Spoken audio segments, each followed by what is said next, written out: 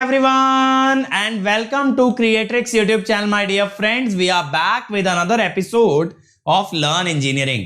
और आज मैं आपके लिए एक बहुत ही रोमांचक, एक बहुत ही इंटरेस्टिंग सेशन लेके आया हूं, जो स्टोरी पर्सनली मैं बहुत पसंद करता हूं, मुझे बहुत ही अच्छा लगता है. That is the story of AC and DC transmission, Edison versus Tesla. और आप पीछे देख सकते हो थंबनेल के अंदर भी ये टेस्ला है विद हिज टेस्ला कॉइल और ये एडिसन है with his bulb. And there was a war, there was a time when both were fighting with each other for AC versus DC. AC और DC की लड़ाई चल रही थी बेटा. ये उस समय की कहानी है, तो बहुत मजा आने वाला है, ध्यान से सुनना. और इलेक्ट्रिकल इलेक्ट्रॉनिक्स इंजीनियर्स को तो ये मालूम होना ही चाहिए, क्योंकि यार आप लोग तो नेटवर्क्स के अंदर AC DC करते ही रहते हो. So let me start by first introducing my self. मैं हूं आपका होस्ट एंड दोस्त अंकित गोयल, जिसका गेट में 2 बार AIR1 रहा है 2014 और 2018 के अंदर. इसके अलावा मुझे प्रेसिडेंट की तरफ से गोल्ड मेडल दिया गया इन द ईयर 2013 और आज तक मैं 1 लाख से भी ज्यादा बच्चों को पढ़ा चुका हूं. और गजब की बात यह है कि बेटा आप लोग को यह सुन के हैरानी होगी कि मुझे इन सब चीजों पे प्राउड नहीं होता. मुझे ज्यादा प्राउड फील किस बात पे होता है, जो काम अनअकैडमी कर रहा है, जो काम एंटायर अनअकैडमी की टीम कर रही है, इतने सारे बच्चों तक एजुकेशन पहुंचा रही है, उन तक कंटेंट पहुंचा रही है. शायद जिन बच्चों के सपने पहले रिसोर्सेज की वजह से अधूरे रह जाते थे, आज वो भी अपने सपने पूरे कर रहे हैं with the help of Unacademy. लेकिन ध्यान रखें बेटा, अनअकैडमी के इनिशिएटिव सिर्फ यूट्यूब के माध्यम से आप तक नहीं आते हैं. They are also available for free on Unacademy app. तो अनअकैडमी ऐप इंस्टॉल करो, उसके बाद फ्री इनिशिएटिव्स को चेकआउट करो simply using the code Ankit ESC. बहुत इजी तरीका है. चलिए तो शुरू कर लेते हैं यार. तो this will be called as the current war, या ये कह सकते हो इसको कहा गया करंट वॉर, क्योंकि 2 तरह के करंट्स के बीच में वॉर था, DC और AC. DC माने डायरेक्ट करंट, जहां पे कि इलेक्ट्रिसिटी या करंट एक ही डायरेक्शन में फ्लो होता है. डायरेक्ट करंट के अंदर एक ही डायरेक्शन में चार्ज जाता है, लेकिन ऑल्टरनेटिंग करंट के अंदर चार्ज का फ्लो हर आधी साइकिल के बाद रिवर्स हो जाता है. आधे टाइम के लिए अगर आगे जाएगा तो आधे टाइम के लिए पीछे आएगा. That was called as AC. और एडिसन जिस बारे में बात करते थे दैट वाज DC. ठीक है, तो बेटा ये दोनों एडिसन और टेस्ला इस दुनिया के बहुत ही बड़े इन्वेंटर्स आपस में एक दूसरे के काफी ज्यादा अगेंस्ट में थे. Nikola Tesla and Thomas Edison. ठीक है, तो बेटा इनके अचीवमेंट, लाइफ और बैटल्स, इन सभी चीजों को हम लोग कंपेयर करने वाले हैं आज के इस वीडियो में, और आपको बहुत मजा आने वाला है इस सेशन के अंदर. तो सबसे पहले DC की कहानी पे आ जाते हैं, क्योंकि एडिसन ने जो DC दिया दैट वाज बिफोर AC. तो शुरुआत तो वहीं से करेंगे, शुरू से. अब बेटा DC के अंदर एडिसन ने, आप जानते होंगे सभी बच्चे, कि लाइट बल्ब इन्वेंट किया था 1870s के अंदर. And it used the DC power supply. जो उन्होंने बल्ब इन्वेंट किया वो DC पे चलता था. ठीक है, तो that was the first light bulb that was invented by Edison. अब क्या हुआ, एडिसन ने एक DC पावर प्लांट कंस्ट्रक्ट किया न्यूयॉर्क के अंदर 1882 में.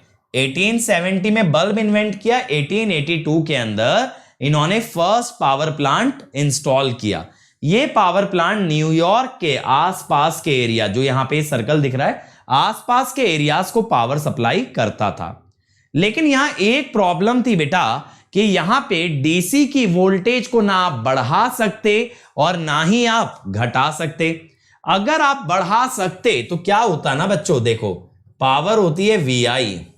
अगर मैं कांस्टेंट पावर लेके चलूं तो अगर मैं वोल्टेज बढ़ाऊंगा तो करंट कम होगा.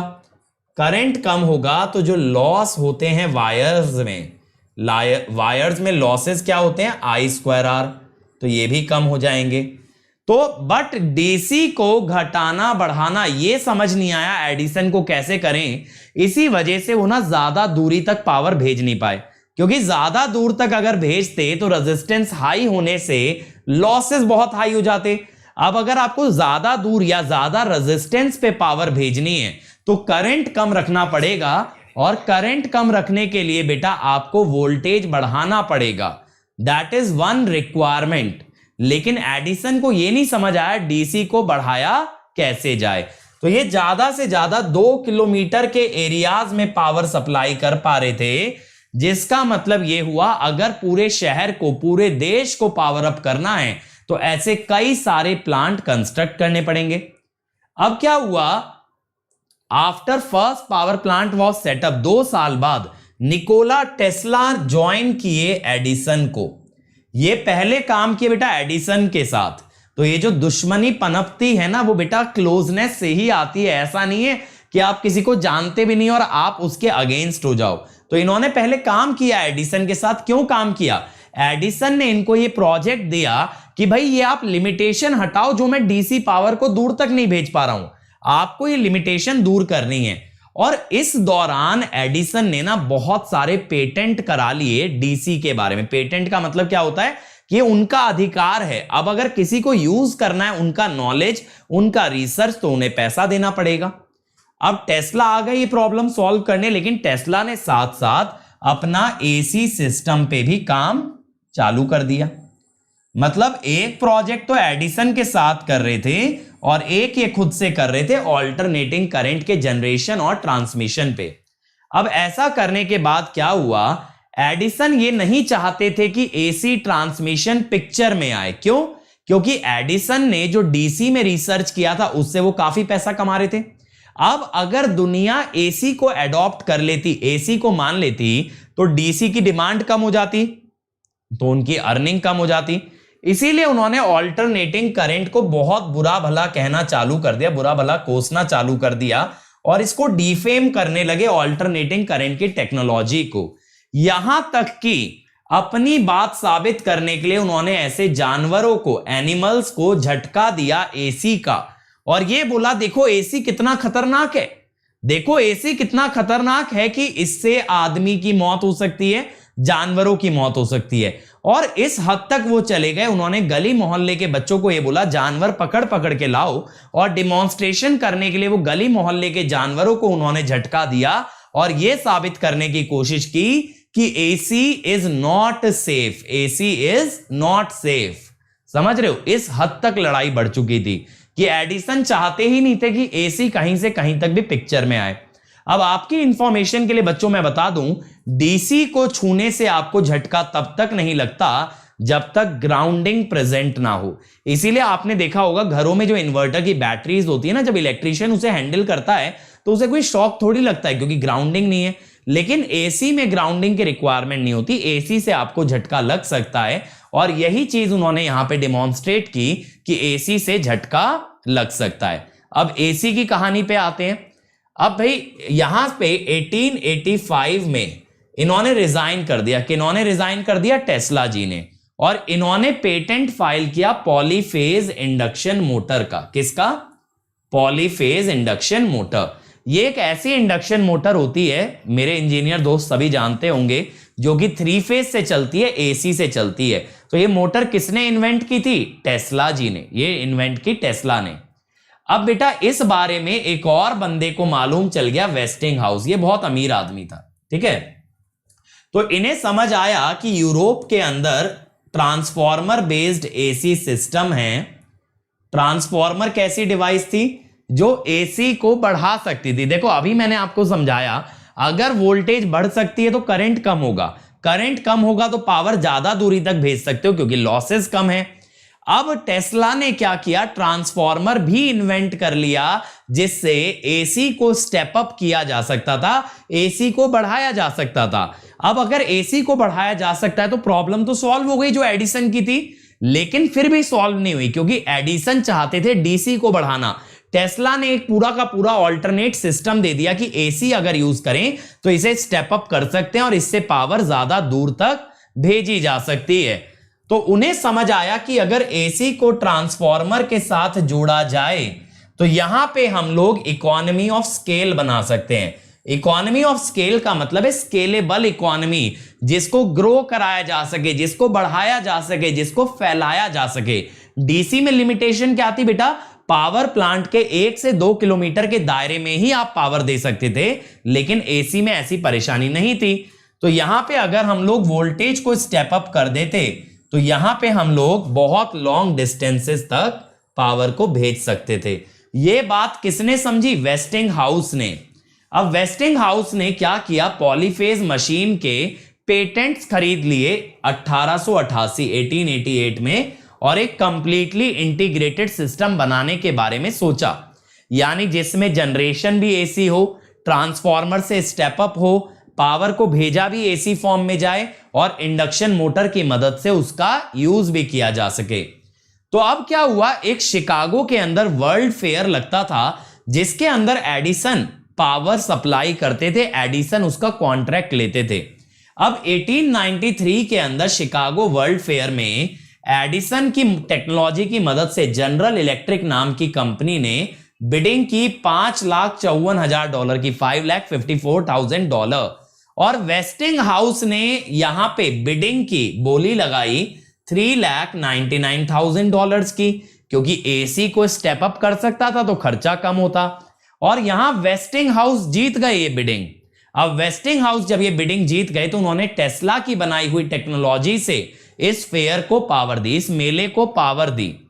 अब यहां से ये साबित हो गया कि भैया एसी में दम है, एसी में दम है। तो नायग्रा फॉल्स पावर कंपनी ने वेस्टिंग हाउस को अवार्ड करने का सोचा, ठीक है, वेस्टिंग हाउस को अवार्ड करने का सोचा और उन्हें कॉन्ट्रैक्ट दिया कि भैया आप नायग्रा फॉल्स से पावर जनरेट कर लो। नायग्रा फॉल्स से कैसे जनरेट करते पावर भैया? Hydro electric power. तो ऐसा नायग्रा फॉल्स पावर कंपनी ने उन्हें अलाउ किया कि ठीक है, आप यहां रह के एसी पावर बनाइए और इस एसी पावर से आसपास के एरियाज को पावर अप कीजिए। यानी पावर बनाएंगे वेस्टिंग हाउस कॉन्ट्रैक्चुअल बेसिस पे, और उसे सेल कौन करेगा? नायग्रा फॉल्स पावर कंपनी, ठीक है। तो अब करंट सिनेरियो क्या है आज की डेट में? आज की डेट में बेटा ज्यादातर डिवाइसेस अपनी ऑल्टरनेटिंग करंट से चलती हैं, लेकिन कुछ devices like computer, LED, solar cell, ये सब डीसी पे चलती हैं। और इसी वजह से हमारे पास रेक्टिफायर्स हैं जो एसी को डीसी में कन्वर्ट कर सकते हैं कम वोल्टेज पे, जिससे हमारे लैपटॉप, मोबाइल, चार्जर, ये सारी चीजें चल पाएं। और ग्रेजुअली हम हाई वोल्टेज डीसी की तरफ भी जा रहे हैं, एचवीडीसी की तरफ, जहां पे डीसी में भी हम लोग ज्यादा दूर तक ट्रांसमिशन कर पा रहे हैं। कैसे कर पा रहे हैं? कि स्टेप अप कर लो एसी को और बाद में उसे बना दो डीसी। डीसी को स्टेप अप नहीं कर पाओगे, ये पक्का है, लेकिन एसी को स्टेप अप करके डीसी बनाओ और फिर डीसी को ट्रांसमिट कर दो, दैट इज एचवीडीसी, ठीक है। तो बेटा यहां पे करंट वॉर तो अभी ओवर नहीं हुआ, क्योंकि अभी भी एसी और डीसी के अंदर टसल है, लेकिन अब ये टसल कंस्ट्रक्टिव है, जो कि पहले डिस्ट्रक्टिव थी। पहले दोनों एक दूसरे को दबाने में थे, अब दोनों टेक्नोलॉजीज एक दूसरे की मदद से ग्रो कर रही हैं, and that is a great scenario to be in.